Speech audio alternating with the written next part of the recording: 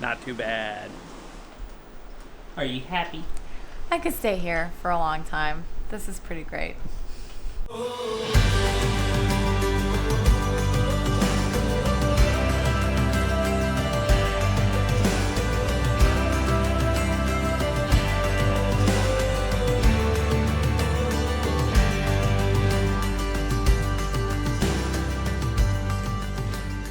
We're on our own today. And we're winging it.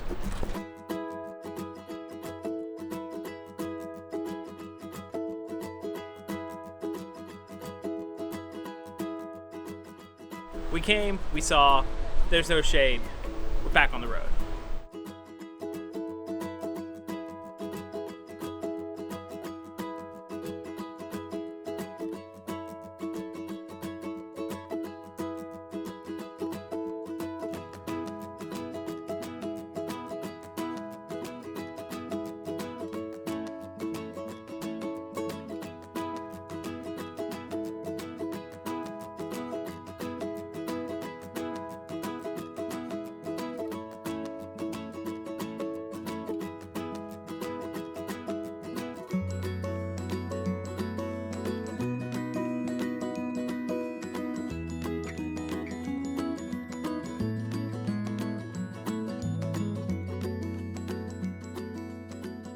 I'm going to start off by apologizing if I mispronounce any of these things, but we are at a really incredible location and I want to give you a brief rundown of the history.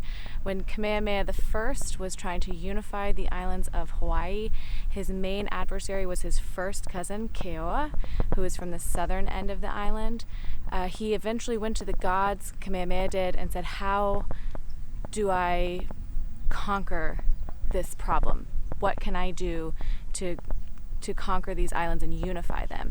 And the gods told him to build a heiau, which is a temple, and that's what we're at here. When he was done building it, he invited his cousin Keoa to come to the dedication of the temple.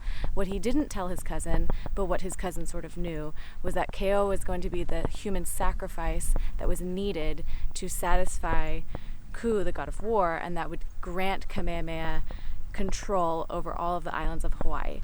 So that's where we're at today. It's an incredibly sacred site for the Hawaiian people.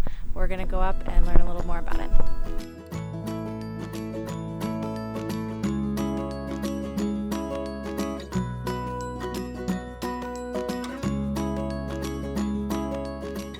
This is the heiau, the temple that Kamehameha built. If I remember the facts correctly, I think it took them a year to build it and something like 10,000 men. All of the stones came from Kamehameha's birthplace, which was 29 miles away. They were all picked, chosen, carried by hand to here, where they were laid to build the temple. Kamehameha didn't let his people do this alone. He was part of that building process, and he helped lay these stones himself as well.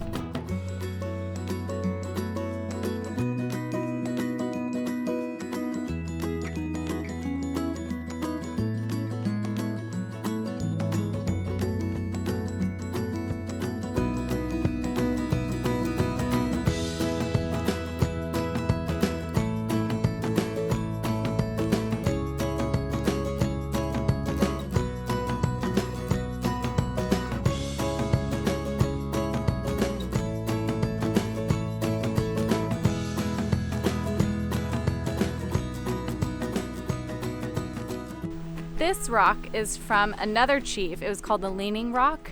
The village that was here, they had a heiau or temple that is now underwater. The last time it was seen was in the 1950s at low tide.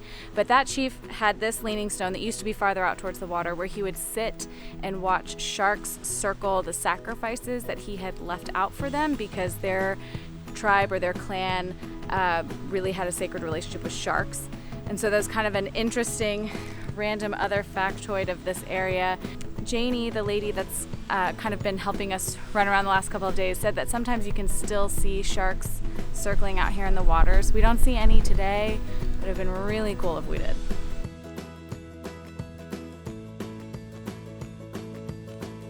This place is really cool, but it's also in direct sunlight most of the time. So wear sunblock, bring a hat and some water, because you'll be out in it.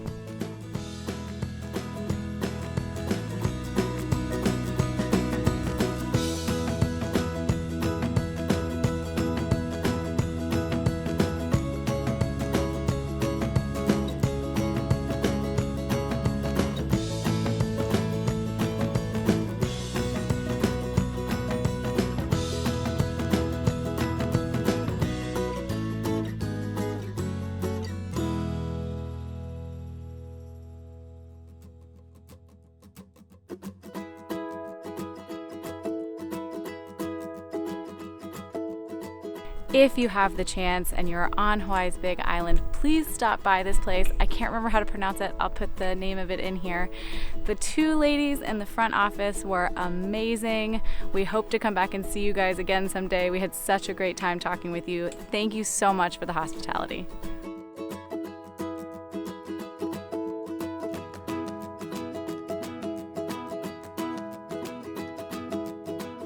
We are on our way to another valley where King Kamehameha was born. That's where all the stones came from for the heiau that we were just at.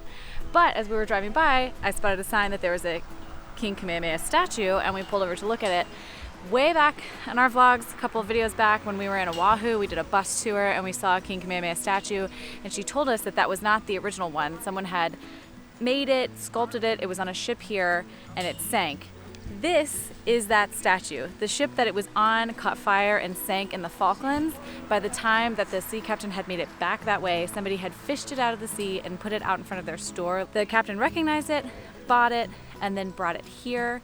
It was damaged. I think the sign said that the arm was damaged and maybe the spear, so they did some repair work on it, and then they did a big conservation job on it in 2000. They brought him here originally, dipped him in brown paint, repainted it, and then popped him up right here. How cool is that?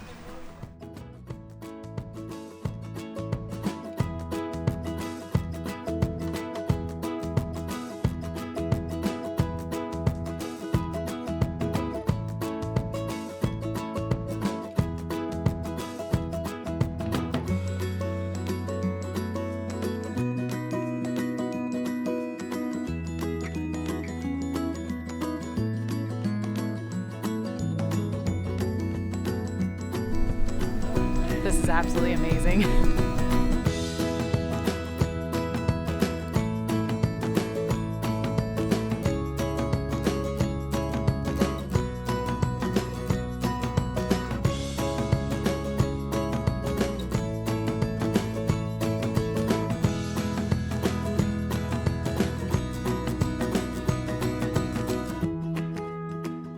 If I'm correct, this is the beach where all of the rocks came from to build the heiau that we were at earlier. They had a huge 10,000 person human chain passing rocks for 29 miles.